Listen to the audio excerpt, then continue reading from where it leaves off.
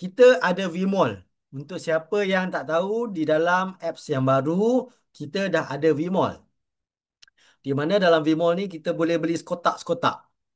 Okey, kat mana Vmall ni ada dua. Satu dekat bawah, satu dekat atas. Okey, contoh dekat bawah kita pilih. Klik saja Vmall. Okey, pilih Semenanjung ataupun Sabah Sarawak. Contoh saya pilih Semenanjung. Okey, klik butang next. Terus keluar produk, ya, dengan harganya, apa yang kita nak.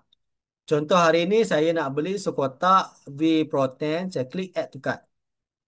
Dan juga saya nak sekotak V Cafe. Klik add to cart. Okey, dia ada tulis semua. Harga, CV semua dah ada. Jadi kita klik dekat bahagian My Cart, dah ada dah ni. Tiba-tiba dia kata, tak nak, saya nak beli dua lah teh. Jadi saya tambah lagi satu kat sini. Boleh. Ya. Tiba-tiba, tak jadilah whey protein. Saya dah kurus. Contohlah. Okey. Boleh. Remove. Klik saja butang dustbin tu. Delete. Okey, dah confirm. Nak ambil dua kotak V Cafe Black Tea. Klik check out. Selepas kita klik check out untuk Vimo ni, ya, pilih dulu delivery method. Contoh kat sini saya pilih self pick up. Saya nak pick up dekat Shah Alam. Okey. Next.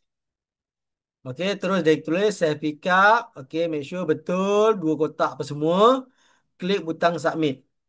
Mall yang bawah tu hanya boleh upgrade. Okey, jadi pilihlah upgrade.